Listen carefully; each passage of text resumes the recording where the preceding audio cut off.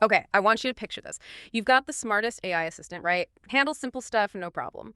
But then your flight gets massively delayed, and you ask it to rebook everything. So it starts processing logistics, seats, payment history, the works, and then it comes back with this suggestion. A new flight with like a 14-hour layover in Boise, seriously. And, the kicker, it silently cancels your first class upgrade. Why? Because it just forgot that specific fare code wouldn't transfer. And the real issue here, it isn't that the AI is, dumb. It's that it was trying to juggle three totally different things: logistics, ticketing rules, payment details, all inside one single context window. The second you hit a genuinely complex problem, one that needs coordination, specialized knowledge, that single agent architecture, well, it just kind of falls apart. That's exactly it. That's the architectural breakdown. When one model tries to handle uh, complex reasoning, coordination, and execution all at the same time, it struggles. You get context loss and, frankly, pretty mediocre results across the board. The answer isn't trying to make one super agent do everything. It's distributing the load, spreading the work across specialized agents. We call them multi-agent systems, or MAS. They bring specialized expertise, built-in checks, validation gates. But, and this is the big but we see in the sources, the moment you bring in collaboration, you also bring in a ton of complexity. Right. So that's our mission for this deep dive. We want to give you the blueprint, essentially, a shortcut to figuring out when this extra complexity of MAS is actually worth it. We'll unpack how to dodge those nasty hidden costs of coordination, and crucially, how to prevent those specific failure modes, things like context poisoning that just completely derail production systems. Yeah, the goal here is simple. Make sure your project doesn't end up in that 40% pile. The 40% of agentic AI efforts Gartner predicts are going to be canceled by 2027 because they just aren't reliable enough. Okay, let's dig in. Why do we even need this pivot? If single models are getting so powerful, why bother with the, frankly, headache of managing multiple agents? It comes back to that context loss issue. A single model trying to manage, say, order tracking, payment processing, and product recommendations all at once. You just can't keep it all straight. Think of it like a restaurant, maybe a fancy one. Imagine one person trying to do everything. Prep cook, line cook, pastry chef, and host. They're going to do a kind of okay job at everything maybe, but nothing great because they're constantly switching gears, pulled in too many directions. That makes sense. So the core idea is that specialization just beats generalization pretty much every time for complex tasks. And we see this really clearly in that e-commerce example you mentioned. Like, a customer asks something complex: my order's late, I think I was double charged, and can you recommend something similar to what I bought last time? That's three distinct things. Exactly. And with MAS, you split it instantly.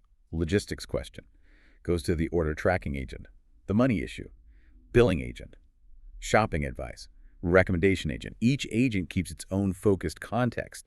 It's not distracted by the billing details when it's tracking a package. This massively cuts down on errors. And what's really cool about that is the flexibility it gives you in choosing the actual AI models, right? You're not locked into one giant, expensive generalist. Precisely. Yeah. You can be smart about it. Use a really reliable, low-temperature model, maybe like Claude, for your math agent that needs rock-solid calculations. But then for your creative agent writing marketing slogans, you could use a high-temperature, more out-there model like GPT-4. You match the tool to the task, optimizes cost and the quality of the output. Okay, so specialization gives us that sharp focus and accuracy. But the next advantage you mentioned, validation through orthogonal checking, that feels like where the real resilience comes in. Single agents can be so confidently wrong.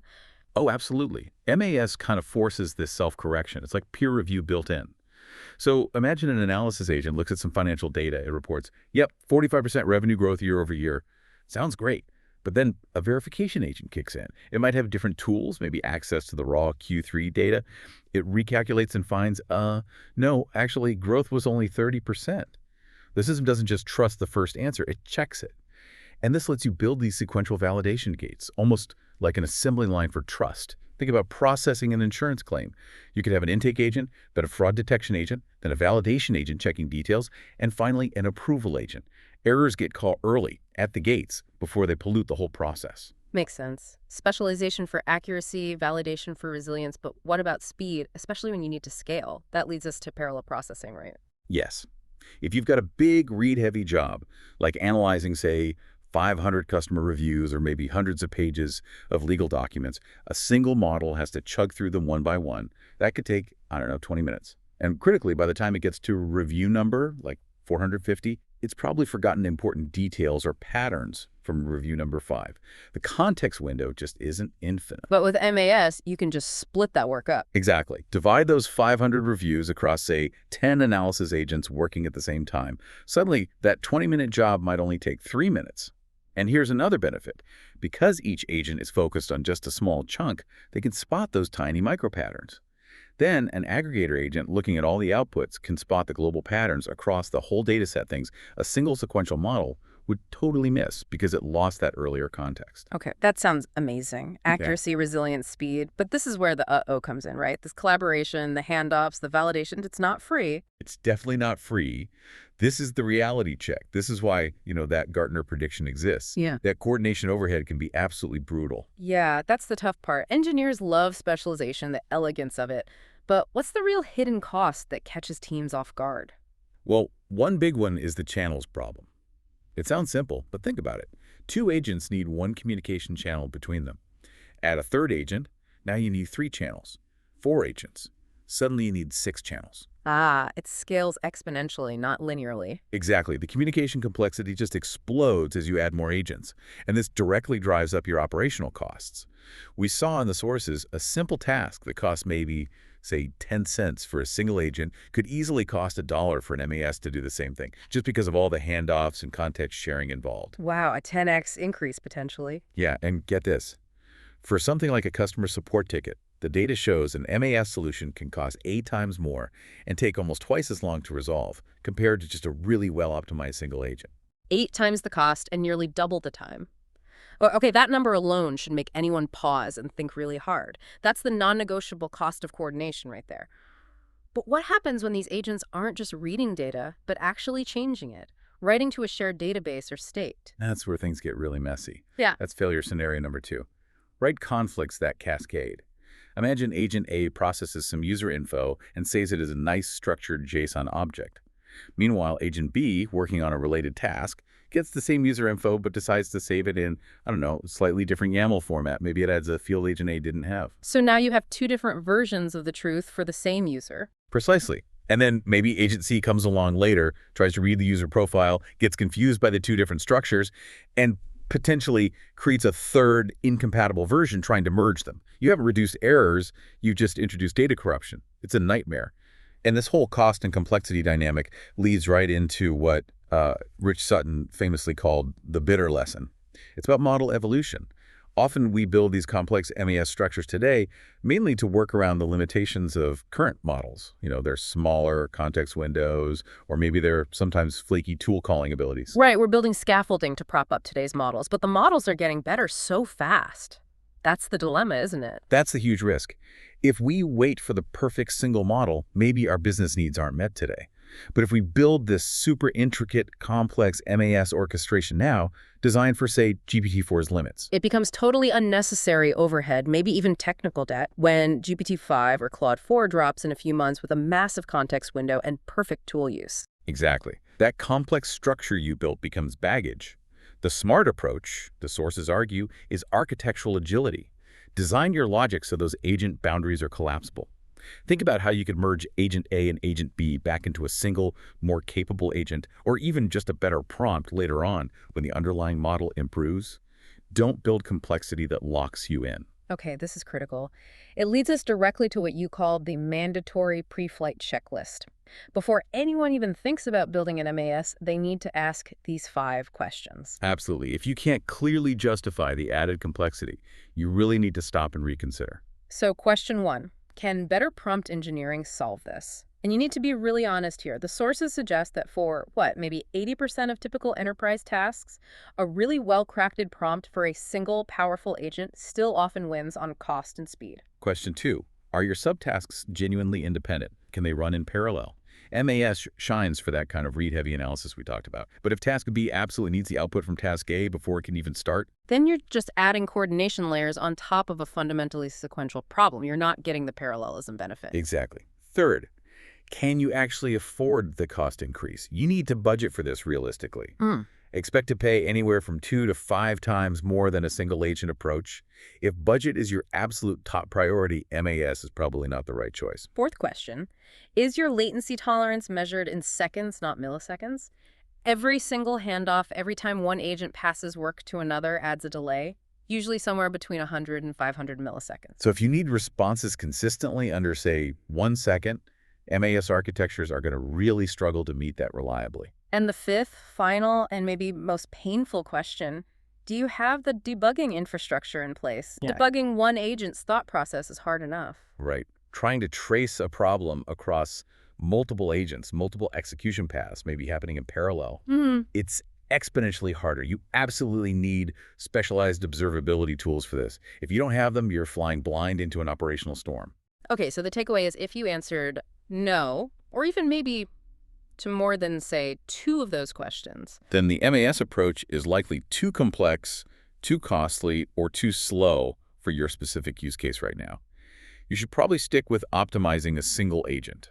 All right, but let's assume you've gone through the checklist and the complexity is justified. You still can't just, throw a bunch of agents together and hope for the best. The architecture matters. How they coordinate changes everything. Definitely. There are basically 4 main architectural patterns, and each one comes with a core trade-off. First, you've got the centralized orchestrator. Think of a manager directing a team. Okay, so one central agent tells everyone else what to do. Yep. The upside is high consistency, and debugging is relatively simpler because you can trace things back to the central point. The downside, that orchestrator is a single point of failure. If it goes down, the whole system stops. And it can become a bottleneck, slowing everything down if it gets overloaded. Right. What's next? Then you have the opposite, decentralized or peer-to-peer. Here, agents talk directly to each other as needed. There's no central boss. So that sounds more resilient, no single point of failure. It is. It scales really well, too. But the big challenge is maintaining global consistency. How do you ensure everyone has the same up-to-date view of the world when they're all just chatting amongst themselves? It's much harder to coordinate complex, multi-step tasks. Okay, number 3. Hierarchical or multi-level. This is kind of like a company org chart. Oh. You might have high-level manager agents overseeing mid-level specialist agents, who in turn manage worker agents.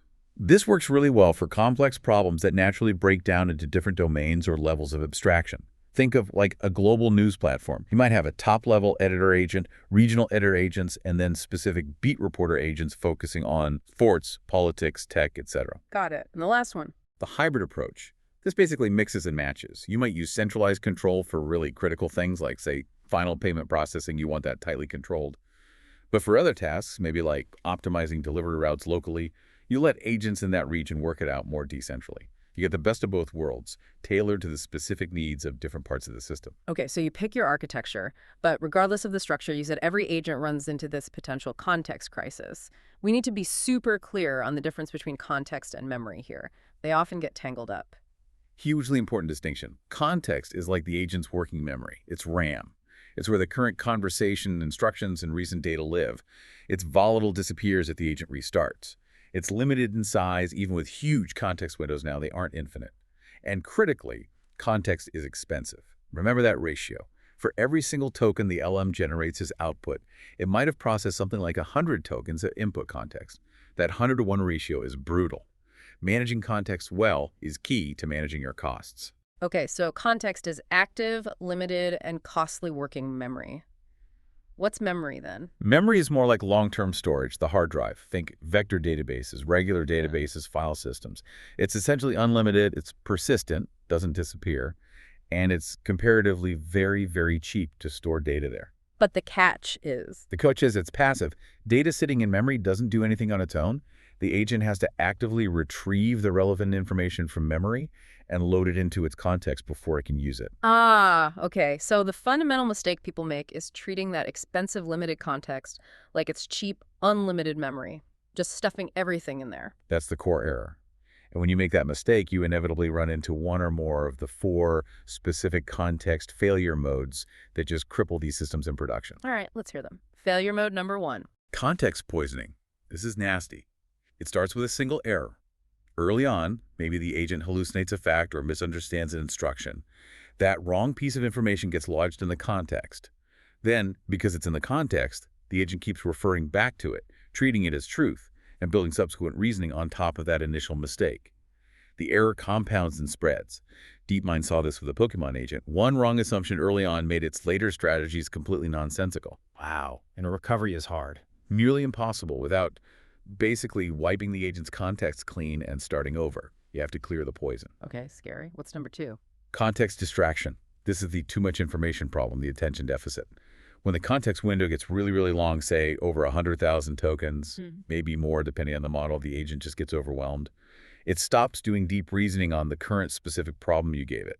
Instead, it starts kind of pattern matching based on the sheer volume of stuff in its history. It gets distracted by irrelevant past details instead of focusing on the task at hand.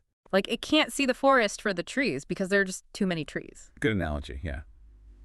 Number 3 is context confusion. This isn't about the length of the context, but the complexity of what's available, specifically the tools. If you give an agent access to too many different tools or functions, even if the context window isn't full, its performance degrades.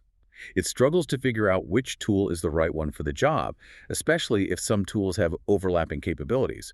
It spends more time confused about how to act than actually acting. Okay, so too many options paralyzes it. And the last one, you said this was the most insidious. Yeah, context clash. This happens when you have contradictory information coexisting within the context window. For example, the agent made an error earlier, but then later in the conversation, it received a correction. So the right answer is in there, along with the wrong one. Exactly. But the agent can't reliably prioritize the newer correct information. It might flip-flop, sometimes using the old error, sometimes using the correction. This leads to inconsistent decisions and, in benchmarks, can cause performance to plummet by almost 40%. The agent just can't resolve the conflict reliably. Wow. Poisoning, distraction, confusion, clash. That sounds like a minefield. Are there ways to actually fix these? Thankfully, yes. And the fixes are often conceptually simple, even if implementing them requires care. They map pretty directly to the problems. Got context that's too large because of big documents or web pages? Use offloading. Don't stuff the whole 50,000 token web page into context. Store it externally and just put a brief, maybe 500 token summary and a file path into the context. The agent can retrieve the full thing if needed. Okay, smart. What about distraction from too much history? Isolation. This is where MES really helps. Split the work. Give smaller focused tasks to independent agents. Their context windows be smaller and more relevant, reducing distraction. And for preventing overload in general. Retrieval. This is fundamental. Instead of loading everything potentially relevant from memory into context up front, fetch only the specific snippets of information needed for the current step of the task. Just-in-time information. Right. And managing history to avoid clash. Compaction. Actively summarize older parts of the conversation history. Prune details that are no longer relevant. Keep the working context lean and focused on the present task. Okay, and the last fix you mentioned was caching. Yeah, caching is mostly about efficiency. If you've already processed a piece of context or made an expensive function call, save the result. If you need it again soon, reuse the cached version. This improves speed and cuts down on cost, but it doesn't directly fix the accuracy problems like the other four. It's an optimization. Okay, great. So we have the theory, the pitfalls, the fixes. Let's make this concrete. How does this play out in a real production system? You mentioned the ConnectTel example. Right, ConnectTel, imagine a multi-agent system for customer service at a telecom company. It might have 3 core agents: a supervisor agent, a billing agent, and a technical support agent. Okay, makes sense. So how does it handle a tricky customer query like, my internet seems slow and I'm wondering if I'm being throttled because I used a lot of data last month? That's a perfect example because it touches 2 domains. The supervisor agent gets the query first. Its job is to understand the intent. It recognizes, okay, this is partly a technical speed issue and partly a billing data usage question. So it coordinates the handoff strategically. It might decide to send the request to the billing agent first, maybe because checking data usage is quicker than diagnosing a network issue. Ah, so it plans the workflow. Exactly. The billing agent checks the usage, maybe formulates a response like, yes, you exceeded your cap, but you're on a plan where we don't throttle. Then the supervisor might pass the technical part to the tech support agent. That agent runs diagnostics, finds maybe there's a local outage. The supervisor then takes both pieces of information, the billing clarification and the technical diagnosis, and combines them into one single coherent answer for the customer. So the customer gets a complete answer without having to repeat themselves or get bounced between departments. That's the ideal. But how do you know it's working reliably in production? Just looking at logs isn't enough, right? Absolutely not. Logs tell you if an API call happened, but not if it achieved the goal. You need specific, task-oriented metrics. The first critical one is action completion. Did the agent actually complete the intended goal? For the billing agent, did it successfully retrieve the bill, compare the charges, and maybe suggest an optimization like an unlimited plan? Or did it just say, okay, I'll check your bill, and then fail? You need that completion rate consistently above 95% for it to be considered reliable. Okay, action completion 95%. What's the next key metric? Tool selection quality. This measures the agent's reasoning. Did it choose the right tool for the job? For instance, did it query the specific usage summary API, or did it call the more generic plan details API and hope the info was in there? And did it use the tool correctly with the right parameters? This indicates if the agent understands how to solve the problem. You typically want this metric above 90%. And you mentioned visualization is key too. Definitely. Things like a latency breakdown view, often shown as a timeline. This helps you instantly see where the time is actually going. Is it the LLM thinking? Is it the tool execution? Is it the handoff between agents? Almost always, you find the biggest chunk of time is the LLM inference itself, not the coordination overhead, assuming the system is reasonably well designed. That insight tells you where to focus your optimization efforts. Don't waste time speeding up handoffs if the LLM is the real bottleneck. Makes sense. And how do these systems stay reliable over time? Things drift, models change. Good point. Production systems need continuous monitoring and improvement. This is where something like an insights engine comes in. It's automated analysis running over the logs and metrics. This engine can automatically detect those complex failure patterns we talked about. Like it might spot context memory loss agents repeatedly asking for information they were literally just given. Or it might find inefficient tool usage agents making 3 separate API calls when they could have batched them into one. So it surfaces problems that might be hard for a human to spot just by looking at raw data. Exactly. And you can also define your own custom metrics tied directly to business outcomes. In the ConnectTel example, maybe you track the success rate whenever the agent uses its suggested unlimited plan tool. Is the customer actually upgrading? That tells you if the agent is driving real value. And the overall goal is to hit those excellent benchmarks consistently. That's the target for a reliable production system. Action completion over 95%, tool selection quality over 90%, and keeping the average response time for typical simple tasks under, say, 2 seconds. Okay, fantastic. So let's quickly recap the absolute must-know takeaways from this deep dive. I think number one is truly understanding that stark difference between context, the expensive, volatile working memory, and passive, cheap memory, Yep. and internalizing that 100-to-1 cost ratio. It changes how you design everything. And second, having that mental framework for the model evolution challenge, building systems today that are flexible enough not to become technical debt when tomorrow's much better models arrive. Build for collapsibility. But honestly, the single most valuable piece might be that 5-question decision framework. Seriously, tattoo it somewhere. Before you start building any MAS, ask, can prompt engineering fix this? Are tasks independent? Can we afford 5x cost? Is latency tolerance okay? Do we have debug tools? Yeah, that feels crucial. Don't build it just because you can. Right. Remember that Gartner prediction. 40% failure rate. The successful 60%, the sources strongly suggest, are the ones who rigorously match the architecture to the actual need, who only build the necessary complexity, and who invest heavily in observability and debugging from day one. Don't rely on gut feeling. So here's the final challenge for you listening right now. Think about a complex problem you're facing in your own work, in your stack. Does it really need 5 specialized agents, all chatting and coordinating, incurring that potential 8x cost penalty? Or is it maybe, just maybe, a single agent optimization problem that's just waiting for a slightly better prompt, a more focused context, or maybe the next generation of base model? Apply that 5-question framework honestly before you write a single line of orchestration code. Because building a multi-agent system should be a deliberate, justified, validated architectural decision. Not just a default reaction because the problem looks hard. That's the path to becoming part of that 40%. Excellent advice. That wraps up this deep dive. Thanks for joining us. Thanks for having me.